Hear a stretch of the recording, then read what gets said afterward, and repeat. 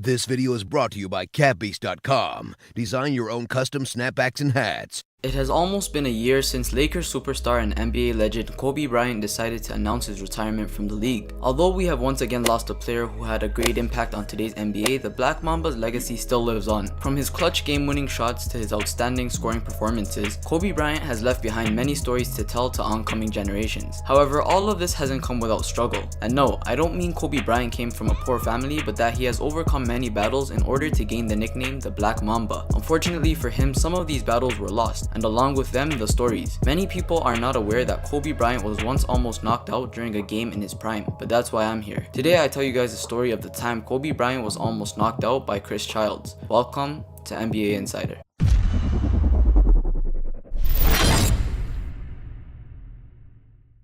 The date was April 2nd, 2000. Kobe Bryant was a good portion of the way into his fourth season in the NBA, seeing as he was drafted back in July 1st of 1996. His opponent, or should I say boxing friend, Chris Childs demonstrated success in minor leagues and proved to be worthy enough to enter the league afterwards. He was signed with the New Jersey Nets before the start of the 1994-1995 NBA season. He then went on to spend his first two seasons with the Nets and average a career-high 12.8 points in 1995 and 1996. However, Childs was perhaps best remembered for his 5-year stretch from 1996 to 2001 with the New York Knicks, who relied on his tight defense and three-point shooting ability during their runs to the NBA playoffs. It was during this time that Childs helped lead the New York Knicks to the NBA Eastern Conference Championship in 1999. He led the team in assists as a starter during the 1996-1997 season and was a valuable contributor off the bench during his next 4 years with the team. It was also during this time where he would be involved in one of the most memorable fights in NBA history, a fight that has since been hidden behind the greatness of Kobe Bryant's legendary career. On this night, the LA Lakers were matched up against the New York Knicks. With 43.4 seconds left in the third quarter and the Lakers up 71-60, Kobe Bryant and Chris Childs got into it. During this matchup, Chris Childs was guarding Kobe Bryant on defense. Throughout this battle, Bryant apparently said something to Childs that tempted the New York Knicks point guard to shove him. Because of this, Childs got fed up with Bryant's off-the-ball bullying. Throughout this intense matchup, Kobe decided to turn around and face Childs directly in a head-to-head fight. According to many replays from the game, just as Shaquille O'Neal was going for a jump shot and while Chris Childs was still defending him, Kobe Bryant decided to throw his forearms up away from the ball and near Childs' face. Kobe then stepped right up into Childs' face to show him he wasn't playing around. Big mistake. Little did Kobe know that Childs was also not playing around. Because Chris had already built a hate for the Mamba, he used this as an excuse to retaliate. Chris Childs immediately went into Bryant's face, head-butted him in the chin, and punched him with a right-left combination that connected with Bryant's neck and chest. Of course, the two-punch combo would get a reaction from the young legend. Bryant first tried to get a swing at Childs but instead missed completely, hitting nothing but air. He then tried to grab at Childs with his bare hands to try and strangle him, but by this time it was too late. The incident had got so out of hand that Bryant needed to be restrained by two referees, teammates, and Lakers assistant coach Jim Clemens. And at one point, even Lakers head coach Phil Jackson was jogging onto the court to help prevent the brawl. However, even after they were separated, the two were still yelling at each other out of hate. Since Kobe Bryant was arguably one of the most vicious and ruthless players in NBA history, for his legacy to be disrespected like this, it made sense why he was so upset. Not only that, but Chris Childs stood only at 6'3" and weighing 195 pounds, while Kobe Bryant stood at 6'6", weighing 212 pounds. So it made it seem like Kobe was not only punched in the face by a lighter opponent, but a shorter one at that. Following the game, a pissed off Kobe told reporters, "The little punk decided to sneak me. It was physical play, a physical game, but I didn't expect him to throw punches. He was holding me a little bit. I didn't think he was going to throw a punch. I didn't think he had the balls to do it. He threw a sucker punch." Kobe's teammate at the time, Shaquille O'Neal, also spoke about the incident, protecting his teammate from the lies and the embarrassment of getting punched on TV while praising Kobe for walking away. He said, "You can't let a guy punch you in the face on national TV and just walk away. You can't do it. Can you do it? I can't do it. It takes a real big man to get hit in the face on NBC with everybody watching and just walk away. I'd like to meet him. I ain't that big yet. That's some Tai Chi stuff, not me. Everyone knows Kobe is a clean-cut kid. He was protecting himself." Shaquille O'Neal then went on to promise that there would be payback. April 2017 marks the 17th anniversary since the incident took place. Although Kobe immediately let his side of the story be known on the night of the situation, Chris Childs had only opened up about the memorable fight 2 years ago. Back in 2015, during an interview with Knicks Blog Radio, the former New York Knicks guard discussed the night he fought with Kobe. Childs had talked about what led to the punches being thrown and also discussed how he probably could have injured Kobe if he really wanted to. Although the incident had happened over a decade ago, Childs had clearly remembered the night he almost turned a young Kobe Bryant into a punching bag. So now we have a better understanding of what happened that night. Chris Childs, a Los Angeles native himself, said he was a young player at the time. He had to challenge someone. I happened to be that guy. A couple of times going around screens, I played tight defense. It's physical down there and he hit me with an elbow. I'm fine with that, but don't do it above the shoulders. Childs went on to say that he asked officials if they were going to do anything about the situation. He claims that the ref put up his hands and said, "What do you want me to do?" So Childs decided to handle it himself. He said, "No problem, I'll take care of that. Young fella, do that again, there's going to be a problem." Kobe Bryant responded by saying, "What are you going to do?" Chris continued his version of the story saying, "We go around the pick and he hit me again. By that time, enough is enough. I'm back home. This young guy is trying me. I walk up to him. If you watch it, he hits me with a little shoulder. He's 6'6", I'm 6'3" at the time. I got to get him off of me. I give him a little head nudge. From that point on, it's game on. I took a few boxing lessons. I know how to defend myself. When I hit him, I didn't want to hurt him. I knew he was an up-and-coming guy. I remember back in the day watching Kermit Washington hit Rudy T. I didn't want to get that label of hurting a guy's career, so I just happened to tap him and let him know you're trying the wrong guy. I didn't want to knock him out because I could have, but if I did, I'd still be suspended right now." For those of you who don't know about the Kermit Washington incident, basically on December 9th, 1977, NBA player Kermit Washington punched and struck Rudy T during a mid-game fight. The punch was so deadly that Rudy collapsed to the floor, bounced his head on the hardwood, and was knocked unconscious. In the end, Rudy received a brain concussion, a fractured skull, jaw, and nose, and spinal fluid leaking into his brain. Rudy T managed to walk off the floor, but once he made it to the hospital, doctors told him that they had to operate on him immediately or he could die. The punch was so bad that it literally ended his career early. Anyhow, Chris Childs was comparing this incident to his fight with Kobe Bryant as a way of saying he did not want to do the same thing to him. So one of the most memorable NBA fights of all time could have been even worse. The Knicks would eventually lose the game 106-82. The crazy thing about it was that it was actually Knicks coach Jeff Van Gundy who recommended that Chris Childs should be suspended, but for good reason. This incident was just another show of immature behavior by the Knicks, who are known for getting into fights. As a matter of fact, this was the second time in that season that a New York Knicks player had been found to instigate a fight during a worldwide televised game, the last one happening on Christmas Day. In the end, Chris Childs and Kobe Bryant were both fined and suspended by the NBA. Childs was suspended without pay for 2 games, which was equivalent to over $100,000 of his $4.1 million salary. To top it off, he was also fined an additional $15,000. Bryant, on the other hand, was suspended without pay for just 1 game and fined $5,000. However, if this were in today's NBA, the two would have been facing much bigger penalties, but it's a different NBA now compared to then. Players nowadays will get ejected for flagrant fouls that were considered harmless back in Childs' era. Still, Chris Childs said the current NBA isn't tough enough, and I agree, but that's for another day. Although I have not included the actual video of the fight in this video, I will leave the full footage of the fight in the description box down below for any of you who would like to witness it yourselves. As always, if you enjoyed this video and would like to see more content, make sure to leave a like and subscribe. If I made any mistakes or missed anything that you felt should have been included, please let me know. Also, if you have any recommendations for future videos such as interesting stories or topics like this, please feel free to leave them in the comment section down below. As always, thanks for watching NBA Insider.